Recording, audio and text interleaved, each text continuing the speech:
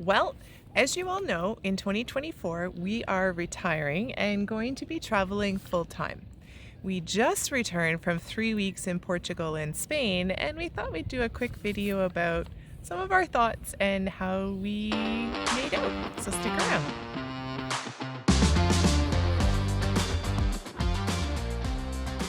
Exactly. We just came back and we visit Portugal, we visit Spain, we also visited Gibraltar.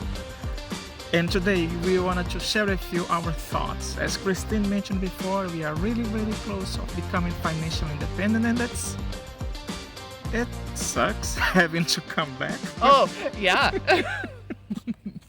And just to apologize off the bat, we're holding the camera, so it might be a little shaky today. Yeah, that's one of the learnings that we've had, right? I may have forgot some of our equipment in Portugal that's being currently shipped back to us, so bear with us. That's all good. Here's what happened. We rented a car. We drove for more than 2,100 kilometers. There was 4 adults, Christine, myself, and our family.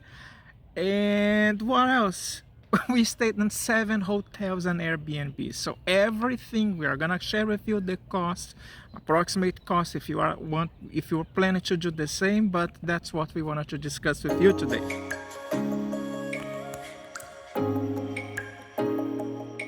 First thing we really noticed was that 3 weeks is way too short.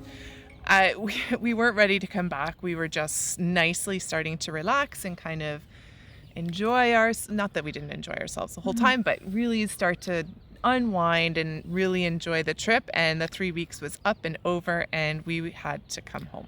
Yeah, especially for those of you who are planning to stop work and you are really close. I mean, it's nice that you started this, but coming back, it's difficult, right? Yeah, that's the hardest part, I think. More and more, slow travel is the way to go. This is what we were planning to do, and to give you an idea, we went, 2,100 kilometers that we drove, and we basically stayed 1 or 2 nights. I mean, at the end, we stayed more in one location, but the more that we travel, the more that we know that we do need to slow travel. Yeah, it's just once you get settled into your hotel room and stuff and kind of find your way around, it seemed like we were just not even really brushing the surface of some of the cities, and we had to pack up and move on to our next destination. So we really, I think slow travel is really going to be our niche, because we like to really kind of sit and explore a location. Yeah, especially like in Lisbon. To give you an idea, we landed in Lisbon and we just stayed for 2 days. Can we say that we have visited Lisbon? I don't think so, No. because we didn't do a lot, and we will definitely come back to Yeah, Lisbon. Lisbon is back on the list.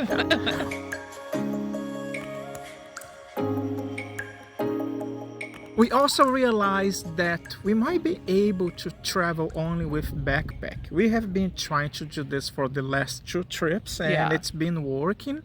The only caveat that I think is more the tech stuff that you have to bring with us, but other than that, we will be definitely able to travel within on our backpacks. Yes, with a checklist so that I don't forget the tech stuff behind in Portugal. I know that it's all good. She did say that it was her. No, it was not her. It was us, because both of us decided to bring that stuff.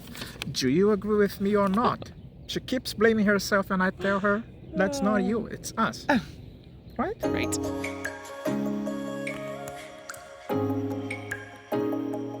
Here we go. The other pose, I don't know how to say, but Yeah, my arm was getting tired, guys, so we're going to switch this up a little bit. You might be seeing a lot of pictures and know, videos, so you don't have to see this shaky video. yeah, is eating out too expensive? What do you think? Yes. We spent, as you'll see at the end of the video, when we kind of go through all of the breakdown, we spent probably almost half of the money that we spent on the trip was spent on food and eating out. We ate out probably twice a day, minimum. A few days we had breakfast, lunch, and dinner out, which really isn't our style. But like we mentioned at the beginning, we were traveling with some family members, and it just, you kind of make concessions, and it's easier at the end of the day if we are all together and we're not off doing our separate thing. The whole point of the trip was to be together and enjoy the time. So This one, it was expensive, and it won't be happening in our future traveling, but it was good. Which is also kind of related to that this off-season is the way to go, or even the shoulder season, right? I mean, as you are exploring those cities and going around, we wanted to really kind of get into the culture, the locals, and see what they do. But we went to, when we were there was a lot of tourists. And we are tourists ourselves, don't get us wrong, right? We get it, but it's like the whole point of this experience moving forward for us is to really experience and live in a place. Obviously, we're not going to become locals, but we don't want to be the tourist in the place. We want to just feel like we're part of everyday life in those places. And that was not the case on this trip. We were definitely the tourists in the places and surrounded by many other tourists. It's just really not our style. No, but at the same time, it's just post-COVID, right? Everybody wants to travel and everyone wants to go out and experience, especially in Europe, especially Portugal, because everybody talks about Portugal and Spain as well, which I think it's the case. But more and more we know that, yes, this is what we wanted to do. And it's kind of related to the other point, which is, and we were quite surprised by that.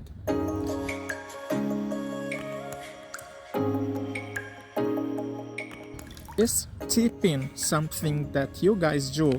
Share in the comments below, because I really want to hear your thoughts about that. And I'm going to let Christina explain why. Yeah, so we tip, and we really appreciate, we really appreciate everyone who provides a service for us. And we really feel like tipping is a way that we can show that appreciation.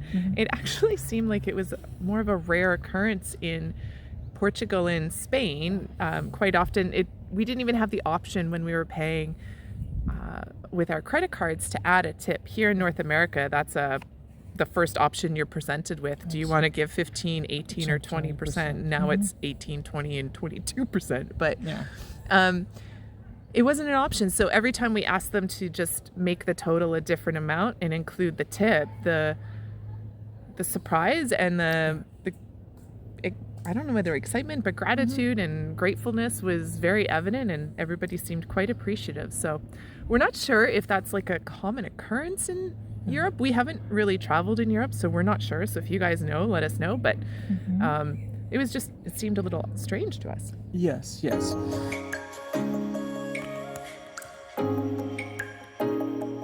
Another thing that we realized is we did feel prepared to go for this trip, and I'm gonna tell you why. The first one is we booked the flight with points, which we did not have to pay a lot.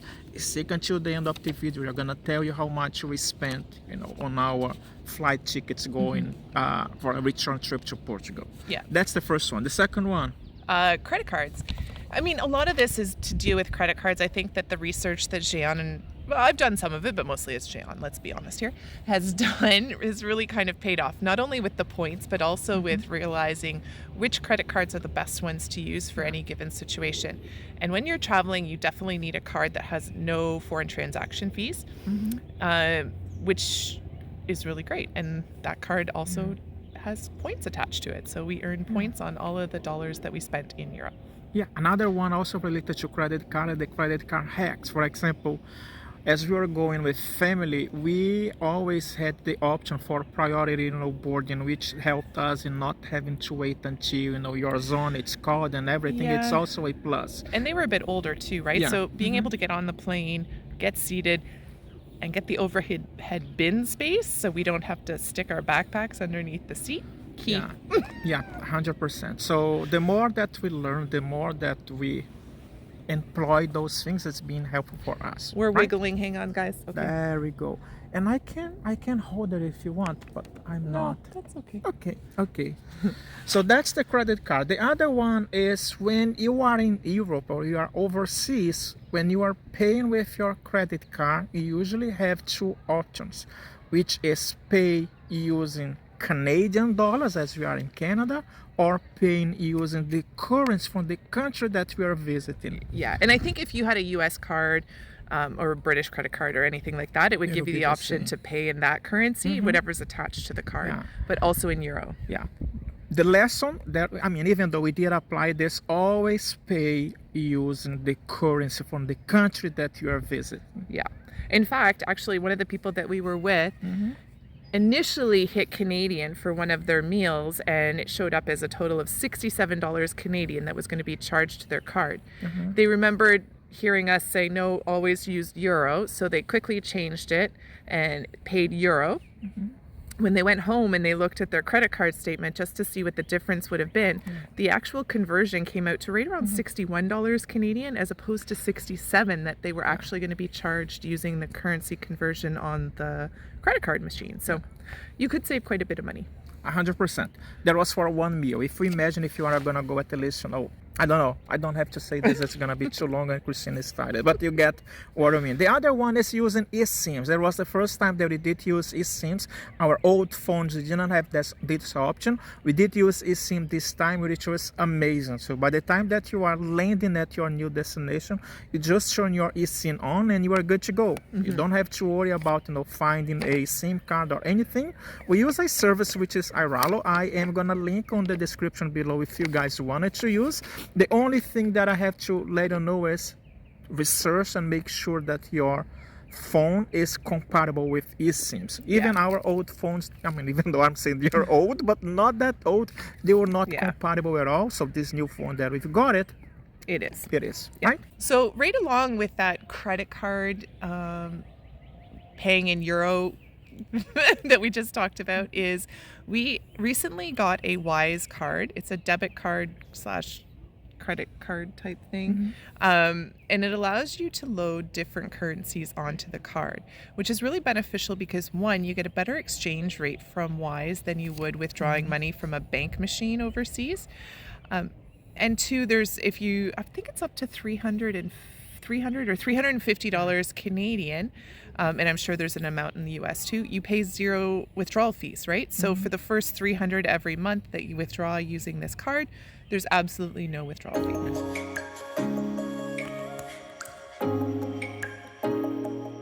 Basically, those were the tips that we wanted to share with you about our trip. I mean, just to summarize, we went to Portugal, Spain, and Gibraltar. 4 adults. We stayed 21 days. 21 days. We stayed in 7 different hotels and also Airbnbs. The majority of them was actually on Airbnbs, but it depends of like the location and how many days we spend. The more days that you spend at this location, the less you end up paying. But here are the costs.